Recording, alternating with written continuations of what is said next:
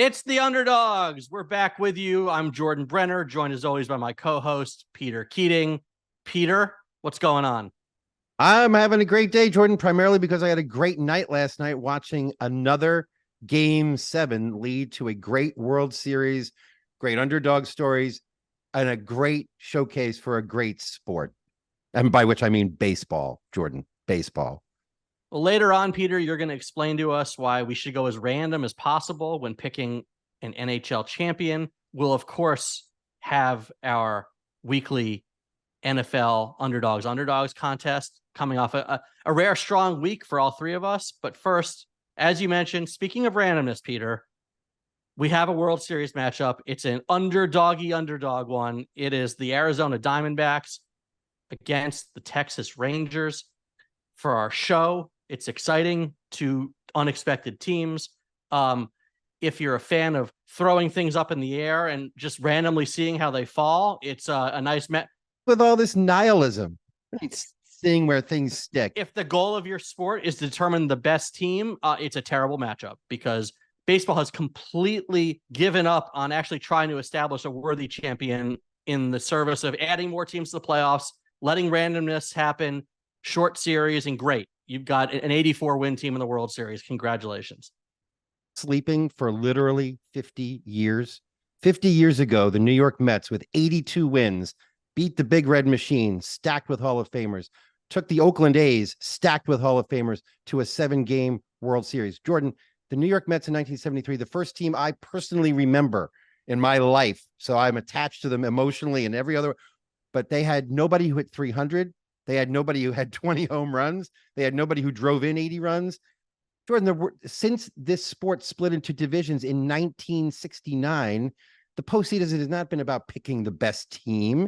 It's about getting teams to play in the postseason to keep people entertained beyond the regular season. As soon as you go to divisions, much less wild cards, much less 3 divisions and 2 wild cards or 3 wild cards. I mean, who said it's about picking the best team? Now, I'll say this.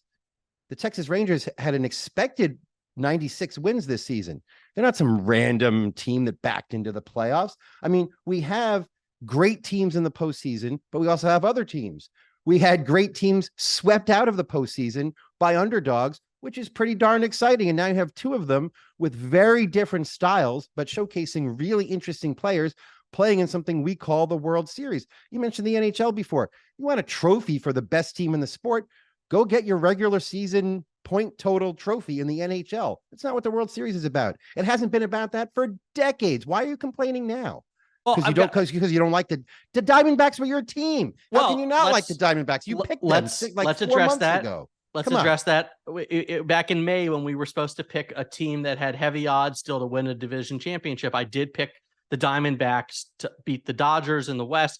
Clearly, I just wasn't thinking big enough. They didn't do that. They only just beat the Dodgers in the playoffs and made it to the World Series. So I'd like a little belated credit. But look, we're sort of saying the same thing. The baseball playoffs, as set up, are not designed to determine who the best team is. It's an entertainment. Have you seen exciting games in the playoffs? No. Peter, you're moving the goalposts. I'm not. You're moving the goalposts. Yes, you are. Texas led all of baseball in walks, home runs, on base, and slugging. Arizona is the best defensive team in baseball. Are we seeing diverse styles? Let me ask you a couple questions. Are we seeing the best manager in the game? No, I don't even know what makes a good manager in baseball. Oh, that's right. You know why? Because people who are analytics 1.0 think that the impact of Frank Robinson or Earl Weaver on a man's life is whether he bunts him too much. No, Jordan. There are some managers who again and again and again have players on their teams who outperform expectations given what they used to do in their career. If you add it all up, it's not random. And the number one guy who gets players to outperform compared to what they used to do before he managed them is Bruce Bochy. Is he in this World Series? Yes, he is. Okay, let me ask you a question. Stop. Okay, I'll stop. But I mean, what are you complaining about? Well, I just want you to answer these questions first. Is having 6 teams in each league in the playoffs, the current setup, which is expanded from 5, which is expanded from 4 and on, is that set up to determine who the best team in baseball is? Of course not. Okay, so we stipulate that. Now, there are a lot of morons. That's stipulated. That's been true for 10, if not 55 years. But there are a lot of morons in sports talk radio, on couches, who are saying the Dodgers are fundamentally built wrong, or the back when the Yankees can't win a big game, or the Braves are a failure this year. No, they're not. They're not. And that's the point I want to make. If you can just sit back and say, you know what, it's a crapshoot and it's fun, and that's what the playoffs are. If your expectations match that, that's fine. If you're looking for some deterministic validation of a team's roster build, managerial strategy, something like that, this is not telling you that. And to draw a grand... Did you see the story this past week that there's a scientist out in California, a neuroscientist, who believes he's determined scientifically that there is no such thing as free will, right? Because molecules move a certain way and you're just destined to do which way the science moves you to do what you're going to do. Okay. The choice in this universe that we live in, including sports, is not between absolute determinism and an absolute crapshoot. If you put the Chicago White Sox in the World Series, they're more likely to lose the World Series than win it, even though there's so much randomness involved. What I'm saying is this: we still have a system that gets really good teams, for the most part, into the World Series. And in this instance, they're playing excellent games against each other. I'm sitting in New Jersey. Okay. I've seen Mookie Betts. I've actually gone to the ballpark, gone out of my way to pay money to see Mookie Betts. So I've seen Mookie Betts a lot. Do I need to see him again in the World Series? I would like to, but I never. But did you know why? Have you ever seen Gabe Moreno before? Have you seen Corbin Carroll in action? I love Corbin Carroll. Do you know why Perdomo was an all-star? I didn't. I've never seen Evan Carter play before this postseason. So we're being introduced to diverse styles, good managing, and good teams. And not only that, you got to think about, how do you know, Jordan? How do you know which is the best team? You could say the team with the best record, but Arizona completely remade its bullpen. Texas completely remade its starting rotation and added a lot more starting depth. These two teams, if you did an ELO rating or a snapshot of who's playing best right now, these two teams would be in the top 5. And there's noise, true. Peter. The Atlanta Braves won 20 more games than the Diamondbacks over a course of 162 game season over a long period of time, which wipes out the noise. They outscored their opponents by 231 runs. Jordan, the Diamondbacks were outscored by 15 runs. Okay. Jordan, again, Pete Rose, Joe Morgan, Johnny Bench, George Foster. They managed to lose to Wayne Garrett, which is making my point. This is only being exacerbated. This is only being exacerbated by more teams. There's more chances for these teams to lose. Baseball has higher priorities, business-wise and recruiting fan-wise, than to make sure a team that wins 106 games wins the championship every year. But that's bullshit too, because the ratings are terrible. They're getting destroyed by Monday Night Football when they have a Game 7. Oh, so Jordan, you know why that is. People say it's because of short attention spans or something to do with the sport. There's 160 games a year in baseball. So you know what that means? It means it's harder to make money gambling on baseball on a daily basis. It's harder to lose money over the long term too. People love to gamble on football. People will watch a random Vikings Niners game because of gambling and fantasy, as opposed to any baseball game. It has nothing to do with short attention spans. Baseball has become a regional sport. The fan interest is not there on a national level. And I disagree. I think if you had fantastic teams playing for the World Series, it would absolutely increase the interest. That said, Peter, we do have a World Series. It didn't when the Dodgers and the Astros were in the World Series just a couple of years ago. That said, we do have a World Series to analyze and predict. Of these two series on the, let me just say this, Jordan. I just want to say, you're going to admit you're wrong, that it's boring and no. I looked around never in play. I looked. Is that a problem? The ball's never in play. I looked around for people who support your position, and I did find a Hall of Famer who said, why not give fans the kind of baseball that keeps them on edge for 9 innings? Now you see them start walking out in the 5th inning of a second game of a doubleheader. They get too much baseball.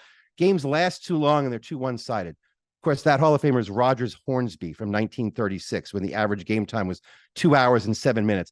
People have been cool with him. People have been complaining that baseball is too long, too boring, and not doing enough to attract fans for literally more than 100 years. In 1997, Mike Piazza did this great ad for baseball where he said, look, baseball, he actually said, you can find it on YouTube, baseball is a game that lets you have conversations in the middle of the game. And then the announcer comes on. This is an MLB ad. It said, baseball takes your time. If you don't like that, move to Norway.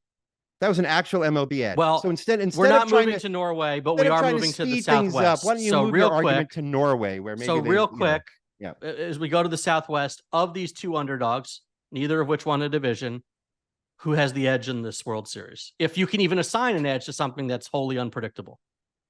Well, I can't assign an edge because it is really unpredictable. So I will. So if you were going to bet, which I wouldn't because it's wholly unpredictable, you should go wherever the value is. And Arizona's plus 140. I will say this, that I do think we were onto something a little bit about, contrary to popular belief, and especially the way pitching staffs are deployed differently these days, that finding a team that just can hit the hell out of the ball and consistently produces offensively might be the way to go looking forward. So we were on Texas from the beginning under that rubric. I don't see any reason to abandon them right now. So I do think the Rangers will get through this. I think, there's room to appreciate all of the underdog stories in these teams. Chris Young, I met Chris Young once. You know where I met him?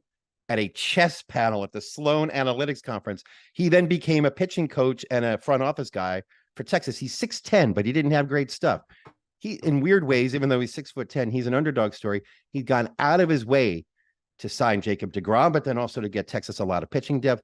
There's a lot of stories like that around both of these two teams. They get men on base, they get them in. It's not, after the 10-0 loss, and was it game 1 or 2, I heard people on TBS say Arizona should have done more hit and runs. It's ridiculous. These teams both get men on base and get them in, and they're full of cool underdog players and stories. So ride it. Be happy for Adolis Garcia, instead of saying like, oh, this guy isn't as good as Ronald Acuna. Well, that's true. So what are you going to do? Well, I'm going to try and watch and see if I can make it awake for more than half a game. But look, as John Sterling has often said, you can't predict baseball, Susan, but you can predict football, and we're going to get back to that right after this. It's week 8 in the NFL season, almost at the midway point, and we are back at it with the Underdogs Contest. It was a good week for all of us last week. Sarah nailed the Patriots, not just covering, but winning outright for the full 3 points. Peter got a W with the Steelers against the Rams for 2 points, and I got the Vikings on Monday night against the 49ers with an outright win with a spread of more than 6 for the full 3 points as well. So the standings going into this week, Team Sarah, as it's known, Sarah and our various guests have 13 points. Peter right behind with 12.5 points, and last and certainly least, me with 9.5 points. But we're going to change that this week. Jordan, is there an over under for where you'll be by the midpoint of the season? Will you be in double digits? That's my one. I have 2 questions. That's one question. The other question is, do we have any kind of special prize for a maximum possible error? Like, what if you pick somebody to win and then they lose 38 to, I don't know, 6 or something? Was not that as bad as when I picked the Broncos against the Dolphins and they gave up 70 points. But speaking of the Broncos, with the first pick in the week 8 draft, I will take the Denver Broncos getting 8 points at home against the Chiefs. I don't feel good about this. First of all, we were complaining last week that there were only 7 games that qualified. This week we've got 11 that have spreads of 3 or more. So we've got options, but nothing really exciting, Jordan. The value again is in the Patriots. I'm sorry, the favorites. Right. It's a little weird, but I'm going to take the Broncos. There's a few trends working in our favor. Okay. First of all, we've talked a lot about how Patrick Mahomes in his career has been much better as a small favorite or an underdog. He just 4-9 against the spread as a road favorite of 7 or more. Obviously the Broncos are getting 8 here at home.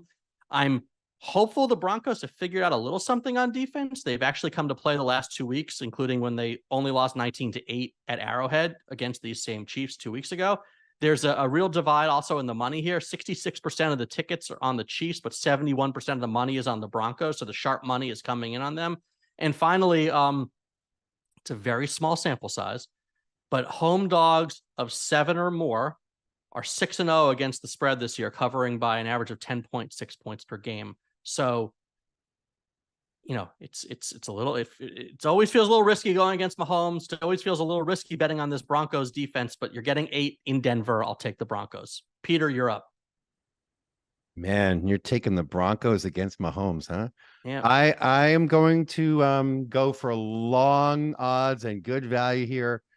Give me the Patriots plus 9.5 against the Dolphins. After the kind of weeks each of these teams had last week, I would usually be betting on the bounce back, except I think we're getting to the point where teams are revealing themselves, not just bouncing around. I think the Patriots might have found a little something on offense. I think the Dolphins not only looked a little sluggish against the Eagles, but there's reasons why. Their running game ran into a wall. Raheem Mostert didn't look like his old self, and it's easy to say why. It's because their offensive line is banged up. Teron Armstead now on injured reserve. So is the other running back, Devon Achane. Am I saying that right, Jordan? Achane. So now there were six starters or major players for the Dolphins who couldn't play against Philadelphia, and they lost Isaiah Wynn, another member of the offensive line. So I think they're going to have trouble running the ball. I think the Patriots could keep it close. You know, for many years, Bill Belichick had that stat where his teams were actually had a winning record as an underdog of more than a touchdown, and no other team in the NFL was over 40%. A Belichick team always play well as deep underdogs. And while the money, the number of bets is evenly split between these two teams, 60% of the overall money is on Miami, meaning the big money is on the Dolphins. Put my money with the big money. And Wait, the big money's on the Dolphins or the Patriots? I'm sorry, forget I said that. Give me the Patriots at plus 9.5. The money's split, Jordan. Might want to. Can we edit that? I may have misread that on the screen. I'm just take it from right before there, just so Sarah can edit that. Yeah. Money's split between these two teams, suggesting the line is pretty fair. So give me the deep underdog Patriots plus 9.5. All right, Sarah, you're up. Back-to-back picks. I think I know where you might be going with one of these. Yeah, I was. Well, Peter stole one of mine with the Patriots because I'm riding a high of being right about them last week, but this is an obvious one. You guys already know I'm taking the Giants +3 at home. They're the home team versus the Jets. I will be in attendance, so obviously the Giants will have to win for me. And yeah, I think if this Giants defense can keep playing the way that they're playing and like maybe get Darren Waller in the end zone again on offense, I think that they can easily beat the Jets. I'm going with my Giants +3 at home. I hope you're right. I do not have a good feeling about what this Jets defensive line might do to whoever is starting for the Giants on the offensive line this week. Jets have Well, I think Andrew Thomas is going to be back this week, hopefully, so I think that'll change things. Jets have not been particularly strong against the run, though, have they? So if we get a little Pugh, a little Saquon, maybe there's some action to be had against those Jets. Second pick, Sarah, who you got? All right, last week we said absolutely no way would we ever pick the Bears. So now naturally this week I'm going to pick the Bears plus 8.5 at the Los Angeles Chargers. This is my favorite matchup from a narrative standpoint because it's like hapless in two different ways. Like the Chargers can't help but get in their own way and like not cover and do something wrong. And the Bears just are not good. All right. Well, Peter, let's hear your reasoning for your second pick, 5th of the draft. I don't feel great about this because I'm picking a team basically without a quarterback, but give me Tennessee +3 against the Falcons. Tannehill is out. This line is probably moving. In this case, the fact that big money is on the Titans probably doesn't mean a whole hell of a lot because Tannehill is not playing. However, so far, the Falcons have managed to win 3 very close games, and the Titans have managed to lose close games. The Falcons are one of the luckiest teams in football so far. Tennessee have been on the other side of that luck. Tennessee will always be well coached. Tennessee depends on their quarterback to generate offense less than almost any team in the NFL. Derrick Henry's going to have a huge game. I think the luck's going to catch up with both of these teams. The Titans will keep it close. The under in this game is something like 36. I mean, the under is low for Patriots Dolphins because it's going to be 30-mile-an-hour winds. The under in this game is low because neither team's going to score. And in that kind of close game, I always like the underdog and a lot of value in other favorites on the board. So I'm going with the Titans against the surprising favorite Atlanta Falcons. And one thing to add, because I was on this as well for a little bit, when you have a team that's had quantifiable bad luck like the Titans have, and they face a team like Atlanta, which is averaging fewer than 20 points per game, has a winning record. In the past 2 decades, the team like the Titans is 8-2-3 against the spread against that kind of a team. So again, I'd feel much more comfortable knowing that the Titans were the same team coming in with the same quarterback It remains to be seen if with Will Levis that holds, but I get the logic behind this pick. With my final pick, and actually the final pick of the draft, I am going to take the Buccaneers plus 8.5 at Buffalo. I may be guilty of recency bias here, but watching the Bills closely for the past 3 weeks, I don't think they should be favored by 8.5 over anyone right now. And the reason, quite simply, is injuries. They've been decimated. Their defense is absolutely missing key components: Tre'Davious White, Matt Milano, Quan Jones. Now on offense, they're going to be without Dawson Knox. There's something off about this team right now, and losing key players isn't going to help solve that. I've been fading the Bucs for most of the season. I don't think they're a great team, but I do think they're a team with a strong enough defense and a couple playmakers who can keep it close. And again, maybe recency bias, but the Bills look terrible against the Giants. They looked worse against the Patriots, and that's what we've seen from this banged up team. So I think the Bucs can keep it close in Buffalo. Let's take Tampa plus 8.5. This is what I mean when I say this may be the time of year where bad performances are the beginning of new trends rather than deviations from old trends that they're going to bounce back from, right? I mean, when the Bills play like they've been for the last couple of weeks, maybe it's just time to start taking them seriously. Although I will say they've been unlucky in converting points to wins also, Jordan. Correct. So it's just a question of, you really have to ask yourself, what team are the Bills? How much of these injuries just changed who they are at their core? So I don't know the answer to that. I also don't know who's going to win the Stanley Cup, but Peter, you might have some ability to help us get there after this. The NHL season is underway. It's still plenty early to bet some Stanley Cup futures, and I think you've got a cool theory about what to do at this point in the year. Well, Jordan, we talk about how playoff series are random, and nowhere are they more random than in the NHL. And if you get into the NFL, the NHL postseason tournament, you basically have as good a chance as anybody of winning. How do we know that? Because last year we saw the Florida Panthers. I mean, Florida and Vegas, right? And we also saw a team that wiped out the regular season record for points and wins, and the Boston Bruins stumble in the playoffs. So I have this theory. Why don't we just rank the Stanley Cup winning odds by the chances that a team will get into the playoffs? Once you're there, why should they line up any differently? Well, they will line up differently, but it will usually be because of random stuff that goes on, or because of hot goaltending, which you can't predict in advance, or because of coaching. Boston was probably hit by all of those things. So right now, if you look, the Devils are minus 750 to make the playoffs on DraftKings. So is Dallas. But for some reason, the Devils are plus 900 to win the Stanley Cup, whereas Dallas is plus 1,400. Now you see variations like that up and down the line. And Dallas, I bring up Dallas for an example, for a reason, because of all the teams with around a 90% chance or better, according to our favorite models, like, the Athletics playoff odds, people we trust, the ESPN's writers, stuff like that.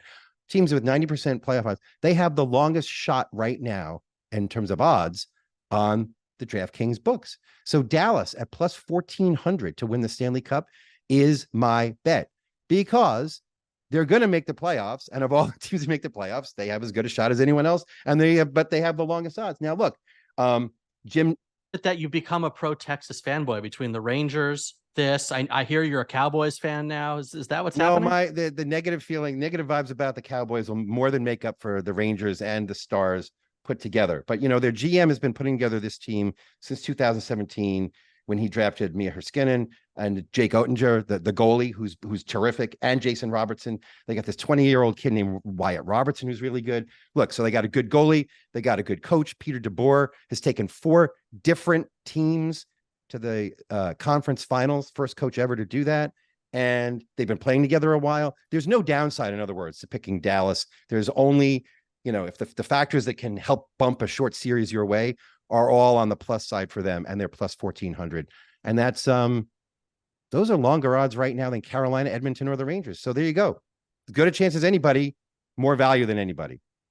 Well, more value than anyone. That's what we always say about you, Peter. And we will be back for another week of your valuable insights next week on the Underdogs.